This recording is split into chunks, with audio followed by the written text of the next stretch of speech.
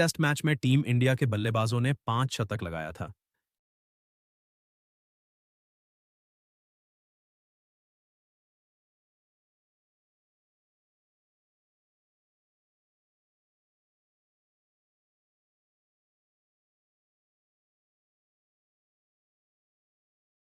दोस्तों, अगर आप भी भारत और इंग्लैंड के बीच दूसरे टेस्ट के दूसरे दिन का धमाकेदार मुकाबला देखकर दिल से खुश हो गए हो, तो फटाफट इस वीडियो को लाइक कर देना। आज का छोटा सा टारगेट है, बस 500 लाइक तो उंगली घुमाओ और लाइक पर धावा बोल दो। अब बात करें वैभव सूर्यवंशी की, तो भैया जो दोहरा शतक ठोका है ना, वह मिस कर दोगे तो सच में गुनाह होगा। और भारत की टीम ने जैसे 770 रन बना दिए, वो तो सीधा दूसरे दिन को धांसू दिन बन गया। तो हाईलाइट वीडियो में जमे रहो, कहीं मत जाना। लेकिन उससे पहले आप बताओ जरा, भारत जीतेगा या इंग्लैंड? दूसरा टेस्ट मैच कमेंट में अपनी जबरदस्त राय जरूर लिखो। तो अब ज्यादा देर ना करते हुए चलिए शुरू करते हैं वीडियो। तो दोस्तों, दूसरे टेस्ट की शुरुआत हुई इंग्लैंड के बर्मिंघम के एजबेस्टन मैदान पर, और दूसरे दिन का खेल समाप्त हो गया है, जो कि बड़ा ही घमंडी टाइप के मैदान पर हो रहा है।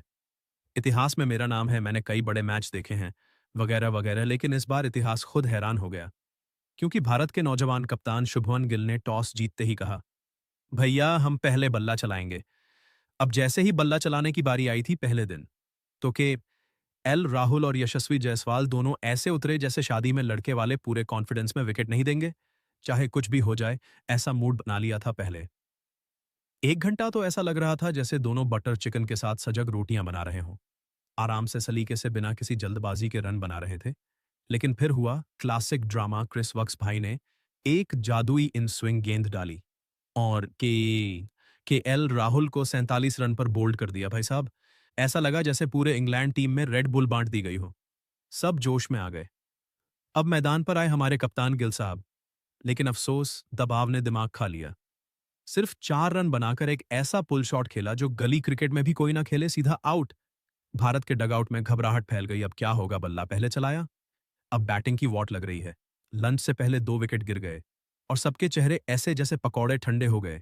लेकिन एंट्री हुई वैभव सूर्यवंशी की। जी हाँ, 14 साल का छोटा सा प्यारा सा, लेकिन अंदर से विराट जैसा बंदा मैदान पर उतरा और पहली ही गेंद पर, हाँ भाई, सीधा बर्मिंघम की हवा में जैसे गोलगप्पे की खुशबू घुल गई हो।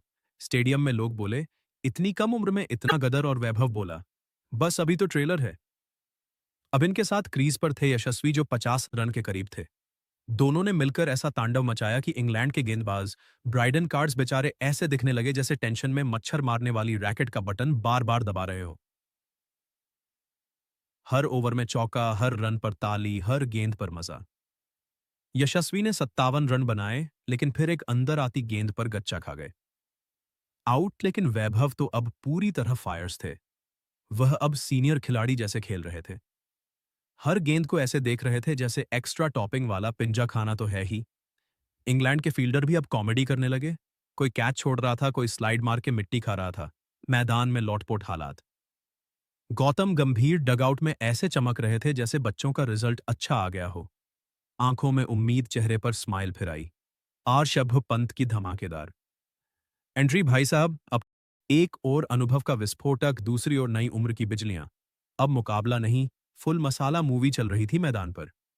जैसे ही आर्षभ पंत मैदान पर आए तो स्टेडियम में ऐसा लगा जैसे डीजे वाले बाबू खुद बल्ला लेकर उतर आए हों। भाई, जब जब यह क्रीज पर आते हैं, गेंदबाजों की सांसें फूल जाती हैं और कप्तानों की रणनीतियां उलझ जाती हैं। दूसरी तरफ हमारे नवाब ए डेब्यू वैभव सूर्यवंशी, जिनकी उम्र तो बस 14 साल है, लेकिन शॉट्स ऐसे मार रहे थे जैसे पिछली जिंदगी में सहवाग रहे हो। अब ये दोनों जब क्रीज पर साथ आए तो लगा जैसे क्रिकेट नहीं, कोई धमाकेदार जोड़ीदार डांस हो रहा हो। पिच पर चौके और इंग्लैंड के फील्डर बेचारे गेंद ढूंढते रह गए। बेन स्ट्रोक्स बेचारे हर ओवर बाद फील्डिंग घुमा रहे थे, जैसे कोई बच्चा रबड़ी को ठंडा करने की कोशिश करता है, लेकिन काम कुछ नहीं आ रहा था। फिर आया वह पल, वैभव ने धीरे धीरे बल्ला घुमाते हुए 50 रन पूरे कर लिए। स्टेडियम तालियों से गूंज उठा और हर कोई बोल पड़ा, भाई ये तो सच में चमत्कारी बच्चा है। और इधर पंत साहब भाई क्या ही बोले। पहली ही कुछ गेंदों में 2 चौके और एक ठोक डाला। इंग्लैंड के गेंदबाज ऐसे दिखे जैसे गोलगप्पे वाले के सामने पानी खत्म हो गया हो। लाइन लेंथ सब उड़ गई। अब दोनों की जोड़ी बन गई। धमाकेदार रन ऐसे आ रहे थे जैसे स्विगी पर फ्री डिलीवरी चल रही हो। फिर आया शो का हाईलाइट, शोएब। बशीर बेचारे नई बॉल लेकर आए और वैभव ने 3 चौके और फिर एक ठोक दिया। मतलब एक ओवर में बशीर का भी और बुरा हाल कर दिया। और अगले ही पल वैभव का शतक 104 गेंदों में 17 चौके साथ पूरा ड्रेसिंग रूम खड़ा हो गया और गंभीर सर भी हंस पड़े। मतलब ऐतिहासिक पल। दूसरी ओर पंत भी मजे में अर्धशतक के करीब पहुंच रहे थे और लग नहीं रहा था कि यह जोड़ी आज आउट होने वाली है। इंग्लैंड वालों की हालत देखकर लग रहा था जैसे बिना नमक के समोसे खा लिए हो। और भाई टी ब्रेक से पहले ही भारत का स्कोर 260 पार, नीली जर्सी वालों का बोलबाला। और इंग्लैंड बस नाम का रह गया टी ब्रेक के बाद। जैसे ही खिलाड़ी मैदान में लौटे तो माहौल ऐसा था जैसे बारिश आने वाली हो। लेकिन बारिश रनों की इंग्लैंड वालों को डर था कि अगर पंत और वैभव ऐसे ही चलते रहे तो स्कोर 400 के पार पहुंच जाएगा और मैच जाएगा सीधा गटर में। लेकिन उन्हें क्या पता था कि ड्रेसिंग रूम में कोई सीक्रेट प्लानिंग नहीं, बस एक ही मंत्र चल रहा था, खेलते रहो और डरना मना है। वैभव सूर्यवंशी तो अब सुपर हीरो मूड में आ चुके थे। उन्होंने पहले ही ओवर में जोफ्रा आर्चर को ऐसा मारा कि गेंद थर्ड मैन के ऊपर से ऐसे निकली जैसे बर्ड फ्लाइट हो। इधर पंत भी अब फुल ऑन धमाल में थे। कभी स्वीप, कभी रिवर्स डोंगुई खाकायंदे नहीं बोबन नान्ने बे स्वीप। कभी स्टेप आउट करके सीधे गेंद को स्टैंड में लग ही नहीं रहा था। क्रिकेट चल रहा है। रिवर्स डोंगुई खाकायंदे नहीं बोबन नान्ने बे स्वीप। कभी स्टेप आउट करके सीधे गेंद को स्टैंड में लग ही नहीं रहा था। क्रिकेट चल रहा है। लग रहा था सर्कस एंड शो चल रहा है। वैभव धीरे धीरे 150 के पास पहुंच रहे थे और बन स्ट्रोक्स का चेहरा ऐसा हो गया था जैसे मोबाइल में नेटवर्क गायब हो गया हो। स्ट्रोक्स ने गेंदबाज ऐसे बदले जैसे कोई टीवी चैनल पर मैच ढूंढ रहा हो। लेकिन हर ओवर में चौका मतलब नो सिग्नल और फिर आया वह पल। वैभव ने 150 रन पूरे किए, बल्ला उठाया और मैदान को ऐसे सलाम किया जैसे बोल रहे हो, थैंक यू बर्मिंघम, तेरा उपकार रहेगा। पंत भी अब 80 रन पर पहुंच चुके थे और दिख रहा था कि एक और शतक बनने ही वाला है। भारत का स्कोर अब 300 पार जा चुका था और इंग्लैंड की गेंदबाजी बिल्कुल जीपीएस के बिना चलती, गाड़ी जैसी ना दिशा ना गति। लेकिन तभी आया बड़ा ट्विस्ट। बेन स्ट्रोक्स ने बिछाया एक फील्डिंग जाल और पंत भाई उसमें फंस गए। एक प्यारा सा फ्लिक मारा लेकिन सीधा मिड विकेट के हाथों में। 83 रन पर पंत हुए आउट और इंग्लैंड वालों ने ऐसे चैन की सांस ली जैसे गर्मी में बिजली आ गई हो। पंत का आउट होना थोड़ा दुखद था, लेकिन भाई जिस स्वैग से वह वापस लौटे, भारतीय डगआउट में कोई परेशान नहीं था। बॉस स्कोर बोर्ड सेट कर गया। बंदा अब मैदान पर उतरे रविंद्र जडेजा और सामने थे हमारे क्रिकेट के बालगोपाल वैभव सूर्यवंशी। दोनों बाएं हाथ से बल्लेबाजी, लेकिन टैलेंट में एकदम दाएं बाजू के पंच। Classic combo. जडेजा शुरुआत में ऐसे खेल रहे थे जैसे एटीएम से पैसे निकाल रहे हो, धैर्य से धीरे धीरे। लेकिन फिर क्या, बशीर और वोक्स पर चुपके से फौजी कनेक्शन लगा दिया। 4 चौके और इंग्लैंड वालों की नींद उड़ाई। और उधर वैभव भाई साहब, अब तो वह एकदम क्रिकेट के मोनालिसा बन चुके थे। दूसरे दिन हर शॉट में कला, टाइमिंग ऐसी जैसे मम्मी की चाय, और फुटवर्क ऐसा जैसे गली में स्केट्स पहन के दौड़ रहे हो। बन स्ट्रोक्स बेचारे फिर से अपनी फील्डिंग सेट कर रहे थे। स्लिप, गली, डीप पॉइंट सब घुमा दिए। लेकिन वैभव बोले, भाई प्लान बना लो, मैं तो मारूंगा ही। फिर आया पल जो इतिहास में सुनहरी स्याही से लिखा जाएगा, दोहरा शतक। हाँ जी, 200 रन टेस्ट डेब्यू। 14 साल की उम्र, इंग्लैंड की धरती, और वह भी पुल शॉट मारकर स्टैंड में बॉल भेज के ड्रेसिंग रूम में जश्न, स्टेडियम में शोर और सोशल मीडिया पर वैभव सूर्यवंशी ट्रेंड कर रहा था। उधर जडेजा भी अब 50 के पास थे और भारत का स्कोर 400 पार। फिर जडेजा ने बशीर की धीमी गेंद को डीप मिड विकेट में ऐसा उड़ाया कि गेंद भी बोली, भाई क्या टाइमिंग है। स्ट्रोक्स ने कहा, अब खुद बॉलिंग करूंगा, और उन्होंने एक तेज बाउंसर मारा। वैभव बोले, थोड़ा और ऊंचा मारो भैया, और बॉल गई स्क्वायर लेग के पार। लेकिन अगली गेंद में चालाकी कर दी। एक धीमी आम आम ऑफ कट्टर पल्ले का किनारा और सीधा स्लिप में वैभव आउट। 227 रन पर पूरा स्टेडियम चुप। फिर तालियां जैसे कोई रॉकस्टार शो के बाद झुका हो। खुद इंग्लैंड के खिलाड़ी खड़े होकर तालियां बजा रहे, बॉस लेजेंड पैदा हो गया है। अब जिम्मेदारी थी जडेजा के कंधों पर। लेकिन तभी एंट्री हुई वॉशिंगटन सुंदर की। उन्होंने आते ही 2 ड्राइव मारी। ऐसा लगा जैसे बटर पर स्लाइस चला रहे हो।